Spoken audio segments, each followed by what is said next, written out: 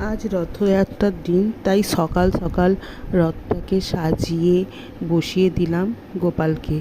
বেশি কিছু করতে পারিনি, শুধু কয়টা লজেন্স, দুটো কলা আর লাড্ডু দিয়ে গোপালকে পুজো করে নিলাম।